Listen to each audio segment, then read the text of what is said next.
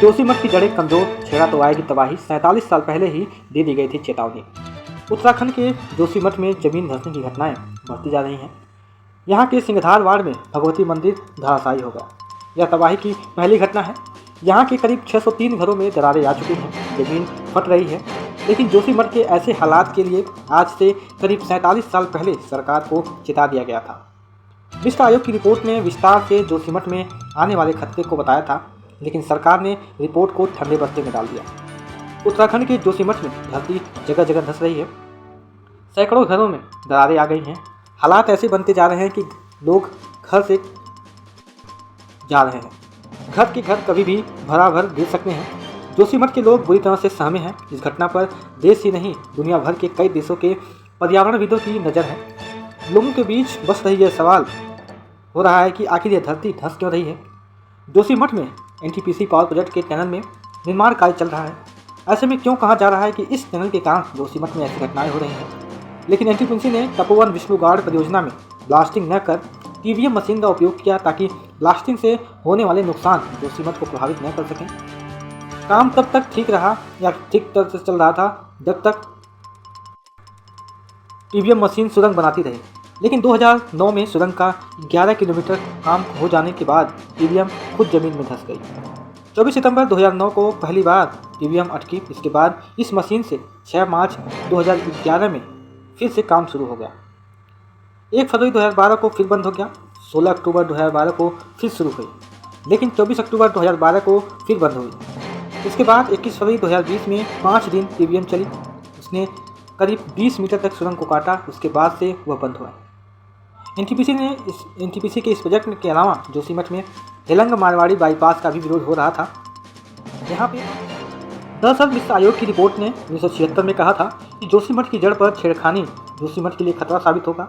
इस आयोग द्वारा जोशीमठ का सर्वेक्षण करवाया गया था, जिसमें जोशीमठ को एक मोरेन में बसा हुआ बताया गया, यानी ग्लेशियर के साथ आई मिट्टी, जो कि अति संवेदनशील माना गया था। रिपोर्ट में जोशीमठ के नीचे की जड़ से जुड़ी चट्टानों पत्थरों को बिल्कुल भी न छेड़ने के लिए कहा गया था।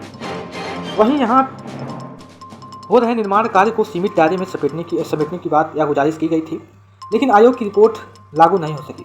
जोशीमठ में एक और जहां एनटीपीसी की 520 मेगावाट की परियोजना पर काम चल रहा था, तो वहीं दूसरी ओर हेलंग मारवाड़ी बाईपास का निर्माण भी शुरू हो गया था। ऐसी परियोजना को रोकने के लिए कई बड़े आंदोलन भी किए गए थे, लेकिन सरकार ने ध्यान नहीं दिया। इसी दौर में जोशीमठ में नए सिरे से जमीन धंसने की घटना शुरू हो गई थी।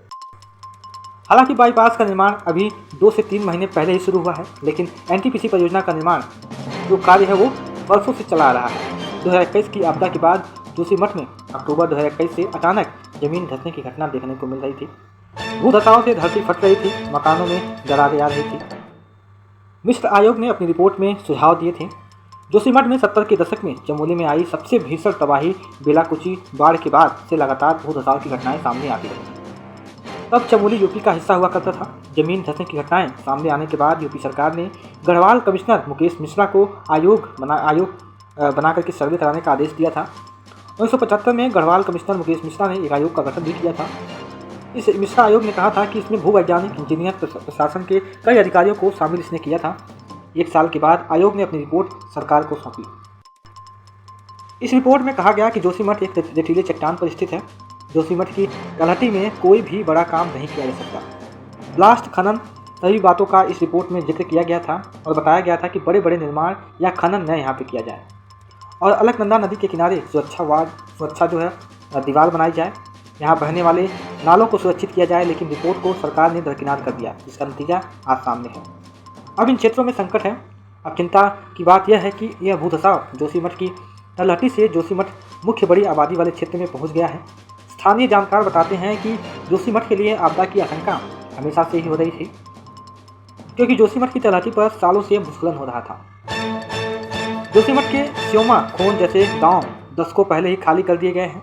वहीं अब जोशीमठ के गांधीनगर, सुनील नगर का कुछ क्षेत्र, मनोहर बाग, रविग्राम, गौरंग, होसी, जीरो बैंड, नरसिंह मंदिर के नीचे और सिंहधार के इलाकों में लगातार भूधसाव जारी है।